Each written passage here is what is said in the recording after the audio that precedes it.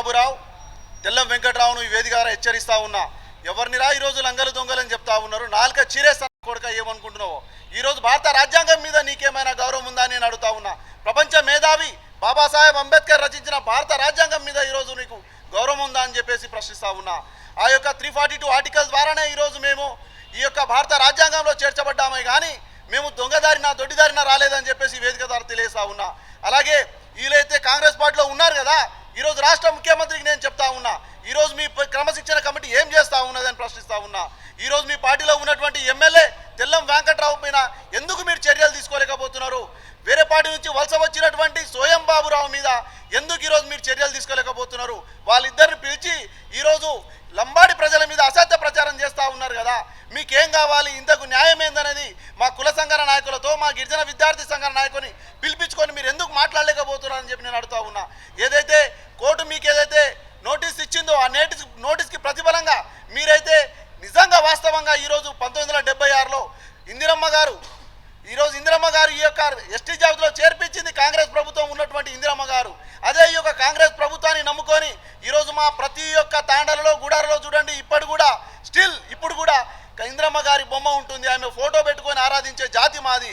అలాంటి నీతి నిజాయితీ అయిన జాతిలో ఉన్నటువంటి మమ్మల్ని ఈరోజు దొంగలుగా చిత్రీకరించే ప్రమాదం చేస్తూ ఉన్నారు కనుక ఈరోజు సోయం బాబురావును వెంకట్రావును ఈ వేదిక ద్వారా హెచ్చరిస్తూ ఉన్నా. ఖబర్దార్ బిడ్డ, ఎక్కడ పడితే అక్కడ నోరు అదుపులో పెట్టుకో, లేదంటే నాలుక చీరేస్తానని చెప్పేసి కూడా ఈ వేదిక ద్వారా తెలియజేస్తా ఉన్నా. ఈరోజు ఈ సీఎం రేవంత్ రెడ్డి ఎక్కడి నుంచి ఎమ్మెల్యే అయ్యారని చెప్పేసి నేను అడుగుతా ఉన్నా. ఈరోజు రాష్ట్ర వ్యాప్తంగా 40 లక్షల పైగా ఉన్నామా లంబాడి ప్రజలు ఈరోజు మీకు గుర్తుకొస్తలేదా అని చెప్తా ఉన్నా. ఈ యొక్క లంబాడి ప్రజలు మంత్రి పదవులు అడుగుతా ఉన్నారు.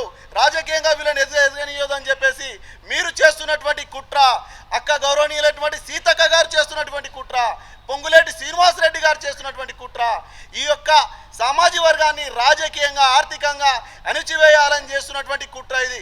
కాబట్టి గిరిజన మేధావులారా, యువకులారా మీరందరూ కూడా ఆలోచన చేయాలి.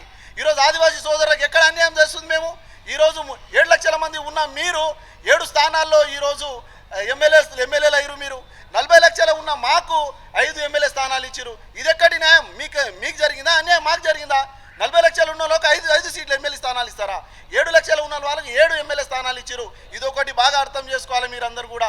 ఈ యొక్క సమస్యను రాజేసినటువంటి ఎవరైతే సోయం బాబురావు తెల్ల వెంకట్రావును కూర్చోబెట్టి సామరస్యంగా మాట్లాడి భారత రాజ్యాంగం మీద మీకు ఏదైనా గౌరవం ఉంటే కనుక ఆర్టికల్ 340 ద్వారానే మేము వచ్చాము.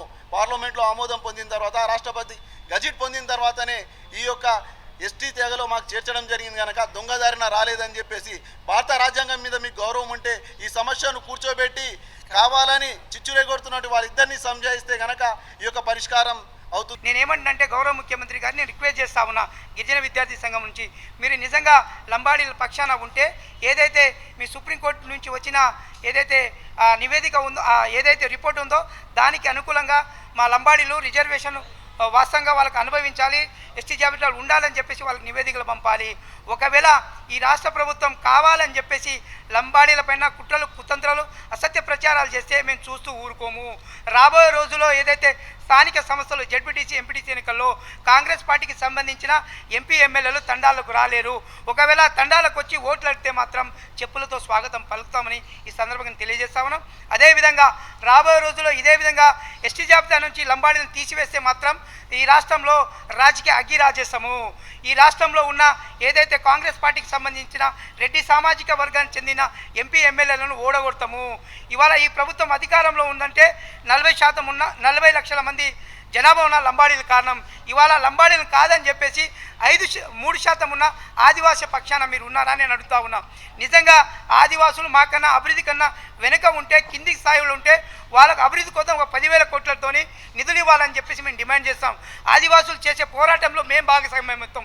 ఇవాళ తెలంగాణ రాష్ట్రానికి మేము ముఖ్యమంత్రులు కాలేదు, మేము ఏదైతే మేము ముఖ్యమంత్రులు కాలేదు, మేము పంచాయతీ దగ్గర లేము, మేము మీకన్నా కొంచెం అంతో కొంత ముందున్నాము. మరి ఇవాళ లంబాడి బిడ్డలు, అన్నదమ్ములు, అక్కా చెల్లెలు కష్టపడి వాళ్ళ కష్టాన్ని నమ్ముకొని, మట్టిని నమ్ముకొని, హైదరాబాద్లో ఆటోలు నడుపుకొని, హైదరాబాద్ క్యాటరింగ్ పని చేసుకుని వాళ్ళ పిల్లల్ని చదువుతూ ఉన్నారు. భారత రాజ్యాంగం డాక్టర్ బిఆర్ అంబేద్కర్ ఏదైతే రిజర్వేషన్ కల్పించారో ఆ రిజర్వేషన్ ప్రకారం మాత్రమే మేము ఐఏఎస్లు అయినాము, ఐపీఎస్లు అయినాము. ఇవాళ విద్యా ఉద్యోగ రంగాల్లో ఉన్నాం. ఇప్పటికీ మా తాత ముత్తాతలు అదే మట్టిని నమ్ముకొని తండాల్లో గూడాల్లో వ్యవసాయం చేస్తూ ఉన్నారు. ఇవాళ మీరు ఏదైతే రాజకీయ కుట్రలో భాగంగా రాబోయే రోజుల్లో ఈ రాష్ట్రాన్ని లంబాడీలు పాలకులు అవుతారని చెప్పేసి ఇవాళ రేవంత్ రెడ్డి అదేవిధంగా పొంగులేటి శ్రీనివాస్ రెడ్డి కుట్రలు చేస్తూ ఉన్నారు. మీరు నిజంగా మీకు లంబాడీల ఓట్లు కావాలంటే మీరు ఖచ్చితంగా మీ పార్టీలో ఉన్న స్వయం బాబురావు తెల్ల వెంకట్రావును పార్టీ నుండి సస్పెండ్ చేయాలని ఇవాళ మేము డిమాండ్ చేస్తూ ఉన్నాము. రేపు సాయంత్రంలోగా మీ పార్టీకి సంబంధించిన కాంగ్రెస్ పార్టీ ఎమ్మెల్యే మాజీ ఎంపీని సస్పెండ్ చేయకుంటే మాత్రం 22 నాడు నీ ఇంటి ముందు నిరసన ధర్నాను తెలియజేస్తామని ఈ సందర్భంగా తెలియజేస్తా ఉన్నాం. అదేవిధంగా గిరిజన విద్యార్థి సంఘం రిజర్వేషన్లు కాపాడుకోవాలి, రిజర్వేషన్ ఉంచుకోవాలని చేసే పోరాటంలో తెలంగాణ రాష్ట్రంలో ఉన్న అన్ని గిరిజన లంబాడి సంఘాలు విచ్చేసి ఆ కార్యక్రమాన్ని విజయవంతం చేయాలని నేను డిమాండ్ చేస్తూ ఉన్నాం.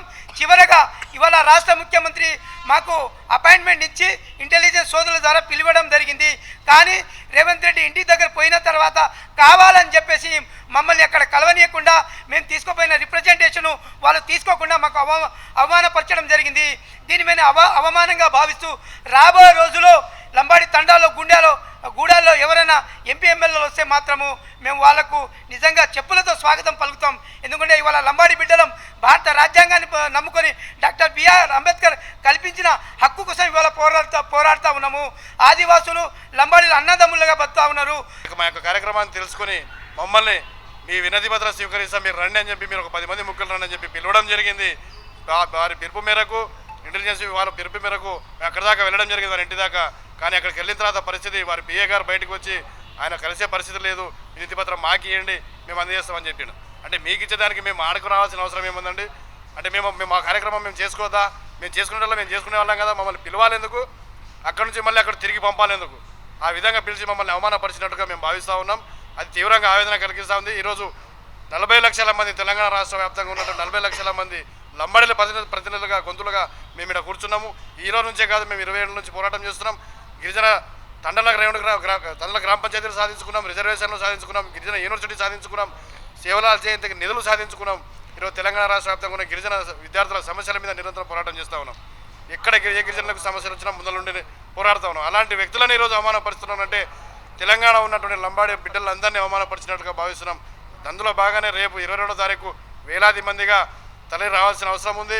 ప్రతి ఒక్కరూ పేరున ఈ సంఘం ఆ సంఘం కాకుండా అన్ని ఏకమై లంబాడి బిడ్డలందరూ వచ్చి సీఎం రేవంత్ రెడ్డి ఇంటి ముందర నిలబడి అక్కడ నినాదం చేయాల్సిన అవసరం ఉంది. మన హక్కులు సాధించుకోవాల్సిన అవసరం ఉంది. ఏదైతే తెల్ల వెంకట్రావు స్వయం బాబులను వెంటనే పార్టీ నుంచి సస్పెండ్ చేసేంత వరకు అక్కడ ఉద్యమం ఆపే ప్రసక్తే లేదు. దాంతోపాటు రానున్న కాలంలో స్థానిక ఎలక్షన్లో కావచ్చు, అసెంబ్లీ ఎలక్షన్స్లో కావచ్చు, మా సత్తా ఏందో చూపిస్తాం, మిమ్మల్ని తాండలో తిరగనీయమని కూడా హెచ్చరిస్తూ ఉన్నాం.